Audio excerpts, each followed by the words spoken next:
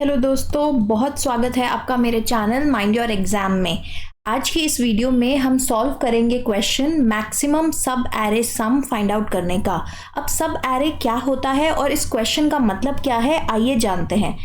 तो मैक्सिमम सब एरे सम का क्या मतलब है, सबसे पहले सब एरे समझते हैं। अगर ये एक एरे है, एरे मतलब कोई भी एक सीक्वेंस ऑफ नंबर्स जो कॉन्टिन्यूअस लोकेशंस पे आ रहा है, ठीक है, 0 1 2 3 अगर इसकी इंडेक्सिंग है, ये एक एरे है।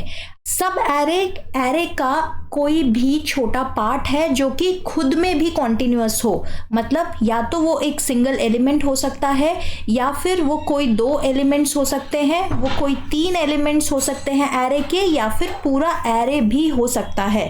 तो सब एरे क्या है? कोई भी एलिमेंट जो कॉन्टिन्यूअसली आ रहे हो एक साथ। सिंगल एलिमेंट को भी हम सब एरे मानते हैं। तो ये 4 सब एरे हो गए सिंगल एलिमेंट्स के।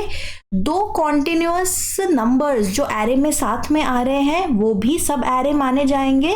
3 continuous numbers and so on, पूरा का पूरा एरे भी एक सब एरे ही माना जाता है इस किसी भी एरे का, ठीक है।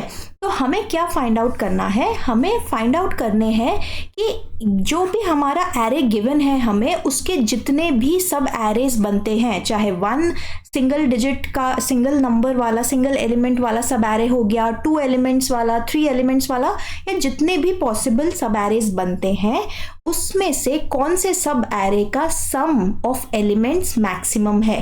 तो अब आप ये देखिए, आपको यहाँ पे ये कंफ्यूज नहीं होना है कि -2 -1 2 ये एक सब एरे है, नहीं, क्योंकि यहाँ पे कॉन्टिन्यूटी ब्रेक हो रही है, बीच वाला एलिमेंट नहीं आ रहा। ऐसे ही -1 2 और -2 भी एक सब एरे नहीं है, क्योंकि ये 2 कॉन्टिन्यूस एलिमेंट्स हैं एरे के, लेकिन -2 रोटेट करके भी आप यहाँ पे साथ में नहीं लिख सकते, ठीक है। तो अब इस प्रॉब्लम का सबसे आसान और ब्रूट फोर्स सॉल्यूशन जिसे हम कहते हैं, ब्रूट फोर्स सॉल्यूशन वो होता है जो सबसे बेसिक अप्रोच होती है, जिसमें हम कोई भी कॉम्प्लेक्सिटीज की मतलब को ऑप्टिमाइज करने की बात नहीं करते। सबसे बेसिक अप्रोच, और जनरली इसका टाइम लार्जेस्ट होता है, स्पेस भी ये जो लेती है वो लार्जेस्ट होता है। तो इजीएस्ट अप्रोच क्या होगी? हमें फाइंड आउट करना है कि सारे सब एरेज में से कौन सा ऐसा सब एरे है जिसका सम मैक्सिमम है। और यहाँ पे आपको ध्यान देना है, यही प्रॉब्लम 2 तरीके से पूछी जाती है। हमारी प्रॉब्लम है मैक्सिमम सब एरे सम, यानी मैक्सिमम सब एरे सम। हमें फाइंड आउट क्या करना है? सम। यहाँ पे ये नहीं पूछा गया कि कौन सा सब एरे ऐसा है जिसका सम मैक्सिमम होगा, हमें बस मैक्सिमम जो सम है उसकी वैल्यू को रिटर्न करना है, ठीक है। तो अब हम यहाँ पे कैसे करेंगे? जैसे मैंने बताया, ब्रूट फोर्स तरीका अप्लाई करते हैं। ब्रूट फोर्स में हम सारे सब एरेज पहले फाइंड आउट कर लेंगे, और जैसे जैसे हमारे सब एरेज बनते जा रहे हैं उनका सम कैलकुलेट करते जाएंगे, और लास्ट में एक मैक्सिमम निकाल लेंगे। तो देखते हैं इसकी क्या लॉजिक, या कैसे आप सब एरेज स्टार्ट करेंगे बनाना। तो बेसिकली हम हर एलिमेंट को एक एक करके स्टार्टिंग पॉइंट लेंगे, जो कि अगर मैं वेरिएबल से डिनोट करूं कोड के लिए तो मैंने i नाम दे दिया। जब i -2 पे है तो मेरा कौन कौन से सब एरे बन सकते हैं? -2 अपने में एक सब एरे है, उसके बाद -2 से स्टार्ट होता हुआ 2 एलिमेंट्स का सब एरे है -2 और 3, फिर -2 से स्टार्ट होता हुआ 3 एलिमेंट्स का सब एरे है -2 3 और -1, और -2 से स्टार्ट होता हुआ 4 एलिमेंट्स का जो कि लेंथ है एरे की, उसका सब एरे है -2 3 -1 और 2, ठीक है। सिमिलरली अब ये तो था जब i को मैंने फर्स्ट इंडेक्स पे रखा है। अगर i को मैं सेकंड इंडेक्स पे रखूं, सेकंड इंडेक्स का मतलब है कि i इंडेक्स वैल्यू 1 पे रखूं, तब हमारे क्या क्या सब एरेज बनेंगे एक बार फटाफट वो भी देख लेते हैं। आप वीडियो को पॉज करके आप एक बार खुद से लिखना चाहें तो खुद भी लिख सकते हैं। यहाँ पे हमारा स्टार्टिंग पॉइंट यानी i हो जाएगा 3, तो पहला सब एरे होगा 3, फिर 2 एलिमेंट्स का सब एरे होगा 3 -1, तीन एलिमेंट्स का मैक्सिमम साइज का सब एरे जो पॉसिबल है वो होगा 3, -1 और 2। फिर अगर मैं i को आगे बढ़ाती हूँ तो मेरे i की स्टार्टिंग वैल्यू आ जाएगी -1 और यहाँ पे दो ही सब एरेज पॉसिबल है, -1 और 2। और फिर लास्ट में जब i चेंज होके लास्ट पोजीशन पे आएगा इन एरे की, तो यहाँ पे एक ही सब एरे पॉसिबल है जो कि है 2। तो हमने क्या किया, हमने एक पॉइंटर लगाया जो कि स्टार्टिंग पॉइंट को डिटरमाइन कर रहा है या स्टार्टिंग पॉइंट को एक बार फिक्स कर रहा है, और फिर उस स्टार्टिंग पॉइंट से हम अलग अलग लोकेशंस पे जा रहे हैं, यानी एंड ऑफ द एरे तक जा रहे हैं एक एक करके। पहले हमने स्टार्टिंग पॉइंट को फिक्स करा -2, फिर हम एंडिंग पॉइंट भी हमारा -2 था। फिर सेकेंड केस में -2 स्टार्टिंग पॉइंट था और एंडिंग पॉइंट हो गया उसका नेक्स्ट इंडेक्स, यानी दूसरा पॉइंटर अगर हम j लें तो j की वैल्यू हो गई i+1। जब i की वैल्यू इंडेक्स नंबर 0 थी तो j की वैल्यू हो गई इंडेक्स नंबर 1 इस पर्टिकुलर केस में, है ना। अब इस पर्टिकुलर केस में क्या हो रहा है, i की वैल्यू है 0, i यानी कहाँ से स्टार्ट हो रहा है मेरा सब एरे, इंडेक्स वैल्यू 0 से, और कहाँ पे खत्म हो रहा है मेरा एरे, इंडेक्स वैल्यू 3 पे, है ना। तो यहाँ पे basically starting of the sub array को मैं एक पॉइंटर से डिफाइन कर रही हूँ जो कि है मेरा i, और उस सब एरे में एंडिंग इंडेक्स क्या है वो मैं एक दूसरे पॉइंटर कह लो या वेरिएबल से डिफाइन कर रही हूँ या कंट्रोल कर रही हूँ जो कि है मेरा j। आप कुछ भी नाम दे सकते हैं जो भी आपको इजी और कन्वीनियंट लगे। अब एक बार i जब हम फिक्स कर देते हैं किसी भी एलिमेंट पे, तो हम j को कहाँ से कहाँ तक लेके जाते हैं, i से लेके एंड ऑफ द एरे तक, है ना, एंड ऑफ द एरे। तो सबसे पहले हमने j को, मैं एक बार इरेज कर देती हूँ कुछ राइटिंग्स यहाँ पे। जब i की वैल्यू हमने 0 ली थी, यानी इंडेक्स वैल्यू 0 और स्टार्टिंग पॉइंट वैल्यू थी -2, तो उस केस में मेरा j सबसे पहले स्टार्ट भी यहीं से हुआ और एंड भी यहीं से हुआ। तो इसका क्या मतलब है, j की वैल्यू 0 थी, ठीक है। फिर हमने j को एक इंक्रीमेंट करा, सेकेंड केस में 2 साइज का सब एरे बनाने के लिए एंडिंग में j की वैल्यू आ गई इंडेक्स वैल्यू 1। फिर 3 साइज का सब एरे बनाने के लिए मैंने j को एक बढ़ा दिया और j की वैल्यू आ गई इंडेक्स वैल्यू 2, तो मेरा 3 साइज का सब एरे बन गया। और फिर 4 साइज का सब एरे बनाने के लिए जो कि -2 से स्टार्ट हो रहा है, j को मैं नेक्स्ट इंडेक्स पोजीशन पे ले गई विच इज इंडेक्स वैल्यू 3। तो सिमिलरली जब मैंने यहाँ पे 3 एलिमेंट से स्टार्ट किया, यानी इंडेक्स वैल्यू 1 से मेरा स्टार्टिंग पॉइंट रखा, i की वैल्यू को मैंने 1 वैल्यू दी, इंडेक्स वैल्यू। मैं यहाँ पे इरेज कर देती हूँ ताकि आपको फिर से क्लैरिटी हो जाए। मैं एक बार सेकेंड एलिमेंट से हम कैसे सब एरेज बना रहे हैं और कैसे i और j चेंज होगा वो हम देख लेते हैं। फिर यहाँ पे हमने क्या किया, i की वैल्यू हमने फिक्स कर दी इंडेक्स वैल्यू 1। अब 1 है तो सबसे पहले सिंगल एलिमेंट का एरे बनाने के लिए j को भी एंडिंग भी हम यही रख रहे हैं, स्टार्टिंग भी यही रख रहे हैं। फिर 2 साइज का एरे बनाने के लिए j को हमने एक चेंज कर दिया, एक इंक्रीज कर दिया, तो j की वैल्यू जब 2 हुई तो हमें ये सब एरे मिल गया। फिर j की वैल्यू जब 3 हो गई हमें ये सब एरे मिल गया। फिर i को हमने एक बढ़ाया, i की वैल्यू जब 2 हो जाएगी यानी -1 से स्टार्ट होगा तो ये जाएगा -1 से 1 तक और -1 से 2 तक। तो बेसिकली हमने i सब एरेज बनाने के लिए हमने i वेरिएबल लिया जो कि स्टार्टिंग को फिक्स कर रहा है और एंडिंग को फिक्स कर रहा है हमारा j वेरिएबल, ठीक है। तो अब ये तो सब एरेज हो गए।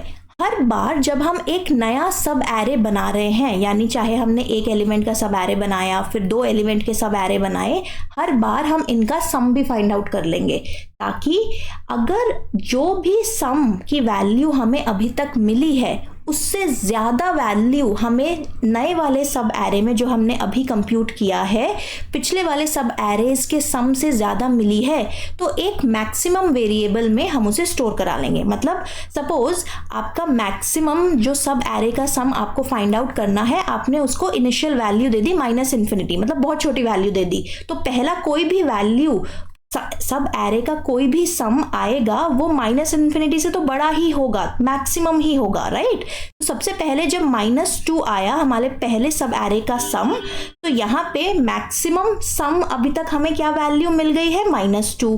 फिर जब हमने ये वाला सब एरे कैलकुलेट करा, इसका सम क्या आएगा, -2 + 3 विच इज +1। अब +1 इज ग्रेटर दैन हमें जो मैक्सिमम सम अभी तक मिला है, तो हम मैक्सिमम वेरिएबल को अपडेट कर देंगे, इसे 1 कर देंगे। फिर नेक्स्ट सब एरे के लिए जो हमारा सब एरे है -2 3 -1, हम इसका देखेंगे क्या सम आ रहा है। इसका सम क्या आएगा, -3 + 3 विच इज 0। अब ये जो 0 वैल्यू आई है ये 1 से छोटी है, यानी अभी तक हमने जो मैक्सिमम सम देखा है वो है 1 और करंट सब एरे का सम आ रहा है 0। तो हम मैक्सिमम वाले वेरिएबल को अपडेट नहीं करेंगे।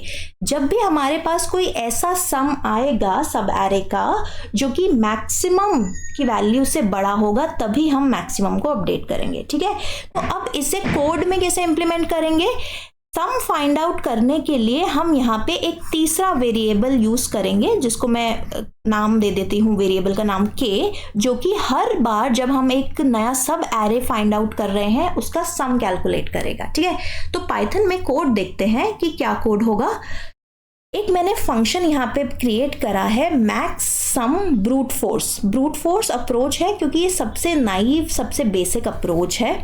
इसमें मैंने मैक्सिमम वेरिएबल है मेरा, जो मेरा सम स्टोर करेगा, उसको वैल्यू दे दी -1000 -∞ -1 लाख, कोई भी एक ऐसी वैल्यू आप दे सकते हैं जो आपको पता है कि सबसे छोटा एलिमेंट जो एरे में प्रेजेंट है ये वैल्यू उससे भी छोटी है, ताकि जब सबसे छोटे एलिमेंट को एक सिंगल एलिमेंट के सब एरे की तरह हम कंसिडर करेंगे तो ये मैक्सिमम की वैल्यू उस केस में भी अपडेट होगी, ठीक है। तो हमने मैक्सिमम की एक ऐसी छोटी सी वैल्यू ले ली जो कि बहुत ही कम है। फिर हमने पहला लूप लगाया जो कि हमारे सब एरे की स्टार्टिंग पॉइंट को डिटरमाइन करेगा। अब आई कहाँ से चलेगा, आई कौन कौन सी वैल्यूज लेगा, 0 से जाएगा और लेंथ ऑफ द एरे -1 तक जाएगा। क्यों? क्योंकि मैंने आपको पहले भी बताया है कि रेंज फंक्शन कैसे वर्क करता है। रेंज फंक्शन 2 वैल्यूज लेता है। अगर आपने 2 वैल्यूज स्पेसिफाई करी हैं तो जो पहली वैल्यू है कॉमा से पहले, वहां से वैल्यूज स्टार्ट होंगी लूप के वेरिएबल को असाइन होना, और जो सेकेंड वैल्यू है कॉमा के बाद उस वैल्यू से एक कम तक वैल्यूज असाइन होंगी लूप के वेरिएबल को, यानी आई की वैल्यू लेंथ -1 तक जाएगी। लेकिन अगर रेंज में सिर्फ एक ही वेरिएबल है, एक ही वैल्यू है, तो स्टार्टिंग पॉइंट हम बाय डिफॉल्ट 0 लेते हैं और एंडिंग पॉइंट लेते हैं ये वैल्यू -1। तो यहाँ पे हमने लेंथ ऑफ द एरे जो लिखा है, लेंथ ऑफ द एरे -1 तक चलेगा ये लूप, और हमें चाहिए भी लेंथ ऑफ द एरे -1। क्यों? क्योंकि देखो हमारा जो एरे है -2 3 -1 और 3 सपोज जो भी एरे था, इसकी लेंथ क्या है, इसकी लेंथ है 4, यानी 4 एलिमेंट्स हैं, लेकिन लास्ट इंडेक्स वैल्यू क्या है, वैलिड इंडेक्स वैल्यू 3। तो हम चाहते हैं आई 0 से स्टार्ट हो और 3 इंडेक्स तक जाए, ना कि 4 तक जाए, क्योंकि अगर आई 4 तक जाएगा तो वो इनवैलिड इंडेक्स का एरर देगा, ठीक है। तो यहाँ पे हमने आई को पहली बार में आई की वैल्यू 0 है, तो j की वैल्यू कहाँ से कहाँ तक रेंज करेगी, आई से स्टार्ट होके लेंथ ऑफ द एरे तक। इसका क्या मतलब है कि आई की j की वैल्यू जब आई है तो वो एक सिंगल एलिमेंट ही कंसिडर होगा।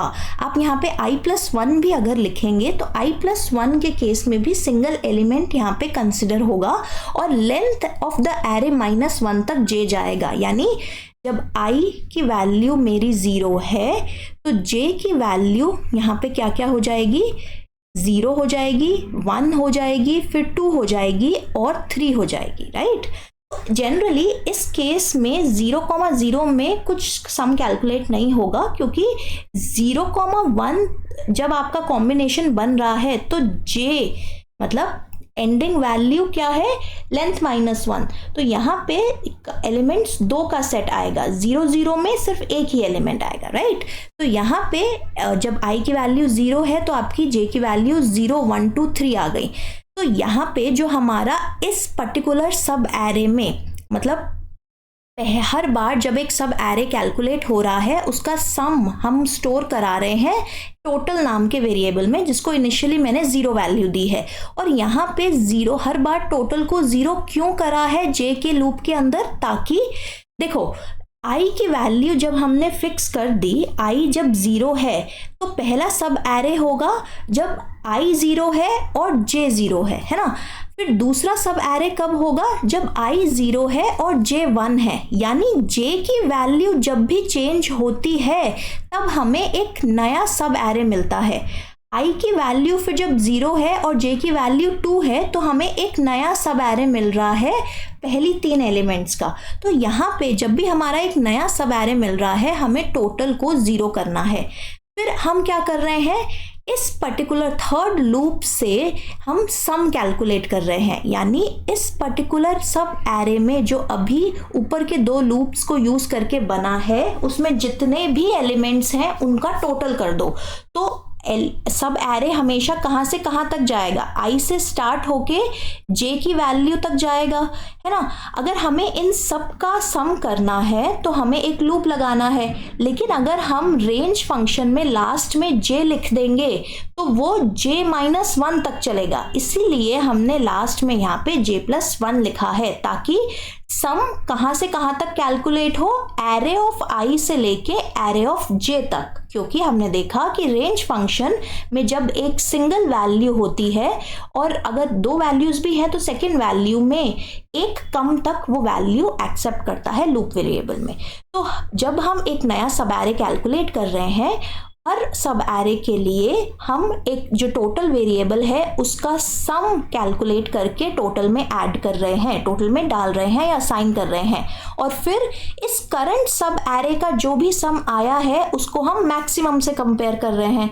अगर मैक्सिमम से बड़ा है टोटल तो मतलब जो हमें करंट सब एरे मिला है वो हमारा मैक्सिमम सब एरे है जिसका सम मैक्सिमम है ना। तो हमें मैक्सिमम को अपडेट करना है टोटल के साथ, अदरवाइज हमें कुछ नहीं करना। ठीक है, तो यहाँ पे एक बार हम ड्राई रन कर लेते हैं। i की वैल्यू जब आपने 0 ली तो j की सबसे पहले वैल्यू होगी 0 और यहाँ पे k की वैल्यू क्या हो जाएगी, k मैं यहाँ पे इरेज कर देती हूँ, यहाँ पे जो मैंने कोड में लिखी हैं चीज़ें। k की वैल्यू क्या हो जाएगी, k स्टार्ट हो रहा है i से, यानी i मतलब 1 से 0 से स्टार्ट हो रहा है, राइट। तो k की इनिशियल वैल्यू पहले सब एरे के लिए होगी 0। अब ये क्या सब एरे बनेगा, i जा रहा है 0 से 0 यानी फर्स्ट एलिमेंट, तो टोटल में क्या वैल्यू ऐड हो जाएगी, array of k। Array of k अभी क्या है, एरे ऑफ 0, यानी टोटल में मेरे पास वैल्यू आ गई -2। एरे ऑफ 0 मेरा यहाँ पे -2 है ना। तो अब यहाँ पे मैक्सिमम मेरा था -1000, तो मैक्सिमम अपडेट होगा क्योंकि -10,000 छोटा होता है टोटल से यानी -2 से, तो मैक्सिमम अपडेट होके -2 हो गया। फिर अब हम क्या करेंगे, i की वैल्यू अभी 0 ही रहेगी जब तक j अपनी सारी वैल्यूज नहीं ले लेता i से लेके लेंथ -1 तक। तो j अभी 0 हुआ है, फिर j की वैल्यू हम 1 लेते हैं। k की वैल्यू इस केस में कहाँ से कहाँ तक जाएगी, i से लेके j+1 यानी 0 और j+1 क्या है 2 मतलब कि 2 वैल्यू लूप वेरिएबल यानी k नहीं लेगा तो k की वैल्यू 0 और 1 ही जाएगी। यहाँ पे लूप में लिखा जाएगा k j+1 पर एक्चुअली k कौन सी वैल्यूज लेगा, 0 और 1। अब 0 और 1 कौन से एलिमेंट्स हैं, -2 और 3, इनका सम यानी टोटल आ गया 1 बड़ा है -2 से, तो मैक्सिमम को हम अपडेट कर देंगे, उसमें वैल्यू डाल देंगे 1।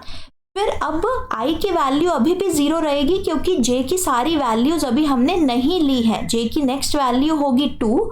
k यहाँ पे कहाँ से कहाँ तक जाएगा, i से लेके 2 + 1 3 का रेंज लिखा जाएगा, यानी 0 1 और 2 एक कम वैल्यू ली जाएगी। इनका क्या टोटल आएगा, यानी इन 3 एलिमेंट्स का टोटल, इन 3 एलिमेंट्स का टोटल है 0, क्योंकि 0 1 से छोटा है इसलिए हम मैक्स को अपडेट नहीं करेंगे। फिर नेक्स्ट टाइम में j क्या वैल्यू लेगा, j वैल्यू लेगा 3, क्योंकि लेंथ ऑफ एरे है 4, लेंथ ऑफ एरे -1 यानी 3 तक j की वैल्यू जाएगी पहले i की वैल्यू के लिए। इस केस में k कौन कौन से एलिमेंट्स लेगा, 0, 1, 2 और 3 यानी पूरा सब एरे, और पूरे सब एरे का सम क्या हो जाएगा आपके पास, टोटल हो जाएगा 3 + 3 6 -3 विच इज 3। तो यहाँ पे ये अपडेशन हो जाएगी मैक्सिमम की भी। नेक्स्ट आइट्रेशन में अब यहाँ पे j ने सारी वैल्यूज ले ली है i की वैल्यू 0 के लिए, यानी i जब 0 इंडेक्स पे था वहां अब सारी j की वैल्यूज अटेन हो गई है। तो अब हम i की वैल्यू को इंक्रीमेंट करेंगे, i की वैल्यू अब हो जाएगी 1 और j की वैल्यू अगेन 1 से स्टार्ट होगी, क्योंकि पहला एलिमेंट j कौन सी वैल्यू ले रहा है, i की वैल्यू ले रहा है, और यहाँ पे i की वैल्यू क्या है 1। तो यहाँ पे j की अब क्या वैल्यू हो जाएगी, 1 से शुरू होगी, और पहले हम सिर्फ एक डिजिट का, एक एलिमेंट का सब एरे लेंगे। तो k कहाँ से कहाँ तक जाएगा, i से लेके j+1 यानी 1 से लेके j+1 है 2, 2 से एक कम यानी 1 तक ही चलेगा। अब सिंगल एलिमेंट यानी फर्स्ट इंडेक्स पे जो एलिमेंट प्रेजेंट है वो है 3, ऑलरेडी 3 हमारे पास सम है ही मैक्सिमम में, तो ये अपडेट नहीं होगा। फिर i जब 1 है, j अपनी नेक्स्ट वैल्यू लेगा जो कि है 2, फिर वैल्यू लेगा 3 और फिर i अगेन अपडेट होगा, 2 बनेगा जिसमें से वैल्यू j की जाएंगी 2 और 3, और लास्ट में i की वैल्यू आएगी 3 जिसमें j की वैल्यू आ जाएगी 3। ठीक है, तो ऐसे ऐसे करते करते आप सारे सब एरेज के सम निकालेंगे और देखेंगे कि क्या आउटपुट आ रहा है। तो अगर मैं एक बार सब आउटपुट आपको दिखा देती हूँ एक पर्टिकुलर केस के लिए। यहाँ पे मैंने क्या किया है, 2 एरेज लिए हैं जिसके लिए मैं सेम कोड एग्जीक्यूट कर रही हूँ। ये वही एरे है जिस पे हम अभी एग्जांपल लेके चल रहे थे, सिमिलर ही एरे है। इसके लिए जब हम मैक्सिमम सम कैलकुलेट करेंगे ब्रूट फोर्स तरीके से तो ये सम आएगा 4। और ये कैसे आएगा 4, ये 4 सम होगा, देखिए इस 3 एलिमेंट्स का 3, -1 और 2, 3, -1 और 2 का कॉम्बिनेशन कैसे बन रहा है, ये वाला जो सब एरे है 3 - 1 is 2 and 2 + 2 is 4, ये मैक्सिमम वैल्यू का सब एरे हमारा बनेगा। और जो सेकंड केस है उसमें आप कैलकुलेट करके वीडियो पॉज करके देखिए और रन करके देखिए कि क्या आपका आउटपुट आ रहा है। इस केस में 8 वैल्यू का सब एरे बनेगा और आपको अगर देखना है कि वो कहाँ से कहाँ तक आ रहा है, वो सेंटर ऑफ द एरे में लाई करेगा। ठीक है, आई थिंक ये +1 0 2 एंड दिस, ये पूरा एक एरे बनेगा जो कि आपका मैक्सिमम सम देगा। पर हमें क्योंकि एरे प्रिंट नहीं कराना है, हमें सिर्फ सम प्रिंट कराना है। तो 6 - 4 is 2, 2 + 2 is 4, 4 - 1 is 3, 5 + 3 is 8। तो I think this is the array, यहाँ से शुरू होगा array. 5 - 1 is 4, 4 + 2 is 6, 6 - 4 is 2 and 2 + 6 is 8, right. तो ये था आपका ब्रूट फोर्स तरीका कैलकुलेट करने का कि क्या मैक्सिमम सम होगा किसी भी पर्टिकुलर एरे के सब एरेज, ये सारे एरेज में से। ठीक है, अब हमें इसको बेटर करना है। बेटर करने से पहले ये देखते हैं कि इसकी टाइम कॉम्प्लेक्सिटी और स्पेस कॉम्प्लेक्सिटी क्या होगी, तभी हम इसे बेटर कर पाएंगे। देखिए टाइम कॉम्प्लेक्सिटी हम कैसे कैलकुलेट करते हैं, जितने बार हमारा जितना काम हो रहा है या जितना काम हमें करना पड़ रहा है उसके लिए कितना टाइम लग रहा है।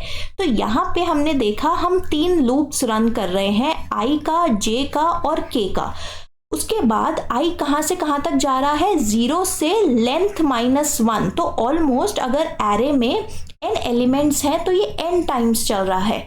j कहाँ से कहाँ तक जा रहा है, i से स्टार्ट होते हुए लेंथ -1।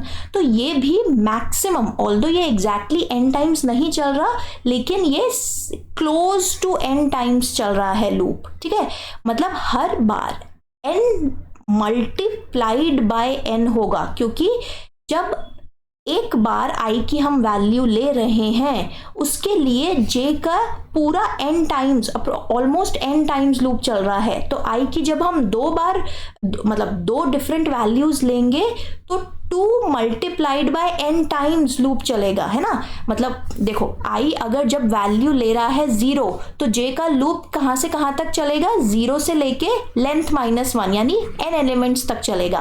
फिर i जब वैल्यू ले रहा है 1 तो j का लूप कहाँ से कहाँ तक चलेगा, 1 से लेके लास्ट तक, which is again approximately n elements. तो i की अगर हमारे पास 10 डिफरेंट वैल्यूज हैं तो 10 बार j का लूप चलेगा, जो कि हर बार n टाइम्स चलेगा, तो 10 इंटू n टाइम्स होगा, मल्टीप्लिकेशन होगी यहाँ पे। आप ध्यान में रखिए कि जब हम एक लूप के अंदर दूसरा लूप लिखते हैं यानी नेस्टेड लूप्स बनाते हैं, तो उस केस में हम क्या करते हैं, हम मल्टीप्लिकेशन करते हैं, क्योंकि एक जो ऊपर वाला लूप है, जो i का हमारा लूप है, एवरी टाइम हर बार जब वो रन करेगा उसके अंदर का काम होगा n टाइम्स, जो कि j का लूप है ना। अब j के अंदर एक और लूप है जो कि k वाला लूप है, और k वाला लूप भी कहाँ से कहाँ तक चल रहा है, i से लेके j+1, तो maximum not exactly n times लेकिन ऑलमोस्ट या सिमिलर टू n टाइम्स चलेगा, क्योंकि अगर जब मेरा i 0 है और j मेरा 3 है तो यानी पूरे एरे का ही तो सम हम निकाल रहे हैं। तो वर्स्ट केस में सबसे ज़्यादा टाइम पूरे एरे का सम निकालने वाले केस में तो ये n टाइम्स चलेगा ही। तो हम कह सकते हैं कि जब i एक बार चलता है, अंदर का लूप j वाला लूप हमारा n टाइम्स चलता है ना, और इस हर बार जब n टाइम्स ये लूप चलता है k n टाइम्स काम करता है। तो मतलब i अगर एक बार चला तो j n टाइम्स चलेगा, और j अगर एक बार चला तो k n टाइम्स चलेगा, ठीक है। तो हर बार जब j का लूप चल रहा है k का काम हो रहा है ना। k कितनी बार चल रहा है, n टाइम्स। अगर इसके बाहर वाला लूप n टाइम्स चल रहा है तो टोटल कितना काम हो गया, n इंटू n, और इसके भी बाहर वाला लूप n बार चल रहा है तो टोटल काम कितना हो गया, टोटल टाइम कितना लगेगा, n into n which is order of n cube, है ना। मतलब पहली बार में आप सपोज जब आप एक बार फर्स्ट टाइम i का लूप में आए तो j 5 बार चला फॉर एग्जाम्पल, और हर बार जब वो 5 बार चला, पांचों बार k 3 बार चला, तो हम क्या करेंगे, 5 बार j जब चला, हर उस 5 बारी में k 3 बार चला, तो 5 इंटू 3। और फिर ये तो था जब i एक बार चल रहा है, i अगर 6 बार चल रहा है तो टोटल काम कितना होगा, 6 मल्टीप्लाइड बाय 5 मल्टीप्लाइड बाय 3। तो यहाँ पे टाइम कॉम्प्लेक्सिटी आ जाती है order of n cube. Order of n cube बहुत ज़्यादा टाइम कॉम्प्लेक्सिटी है, इसीलिए हम एक नेक्स्ट सॉल्यूशन देखेंगे जिसमें हम इस टाइम कॉम्प्लेक्सिटी को कम करेंगे। अब एक बार स्पेस कॉम्प्लेक्सिटी देख लेते हैं। स्पेस कॉम्प्लेक्सिटी का मतलब होता है हम कितना एक्स्ट्रा स्पेस यूज़ कर रहे हैं सॉल्यूशन को फाइंड आउट करने के लिए।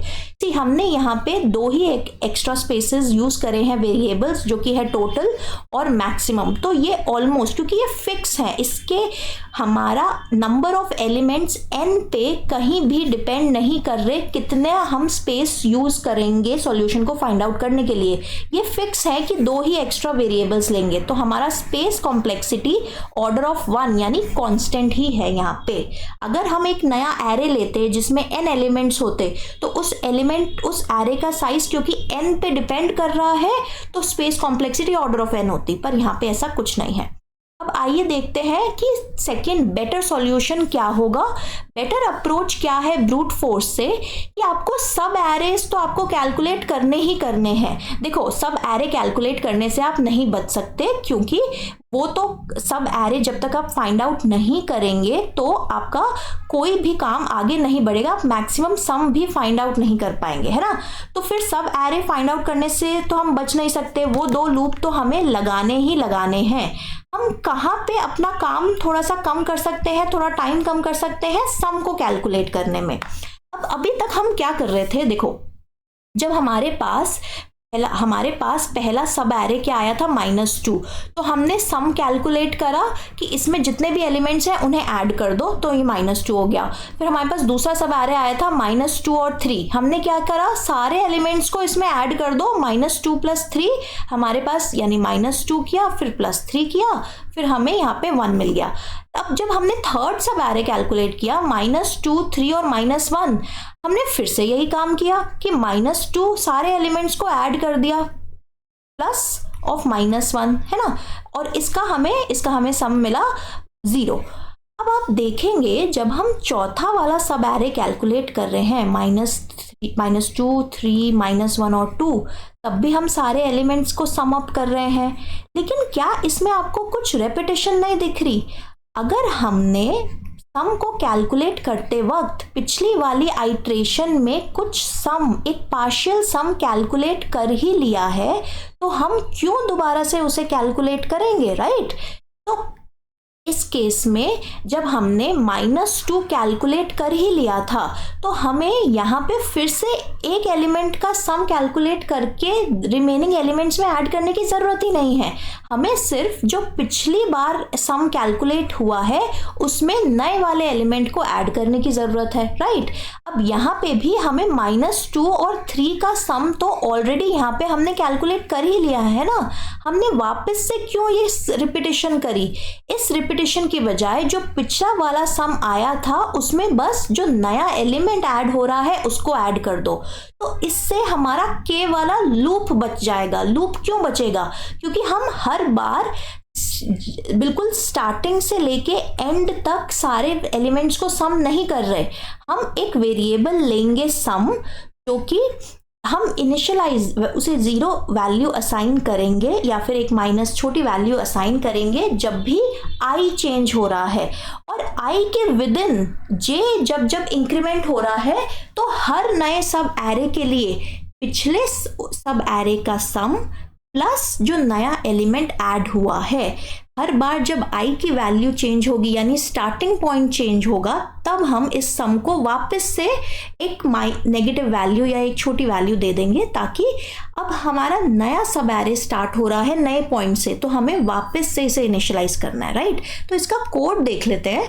देखो यहाँ पे कोड सिमिलर होगा पिछले वाले कोड से, तो ये वाला इनिशियलाइजेशन मैक्सिमम को हमने -1000 दिया है, i का लूप एज इट इज है, लेकिन अगर आप पीछे वीडियो में जाके देखें तो ये टोटल की पोजीशन अब चेंज हुई है।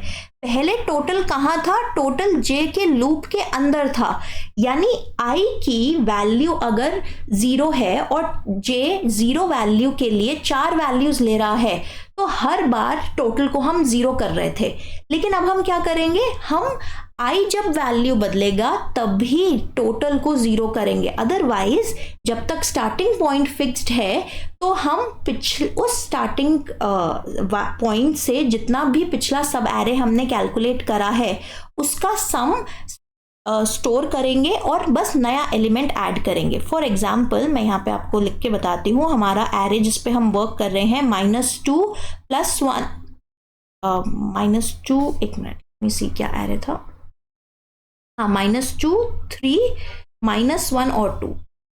लेट मी इरेज दिस, मैं क्विकली आपको बताती हूँ कि क्या हम यहाँ पे टोटल की पोजीशन हमने क्यों चेंज करी है। तो -2, 3, -1 और +2। अब यहाँ पे i जब यहाँ पे पॉइंट कर रहा है, तो जब हमने पहला ये एलिमेंट का सम कैलकुलेट कर लिया, तो 2 एलिमेंट के टोटल को कैलकुलेट करने के लिए हम पिछले सब एरे का सम +3 करेंगे।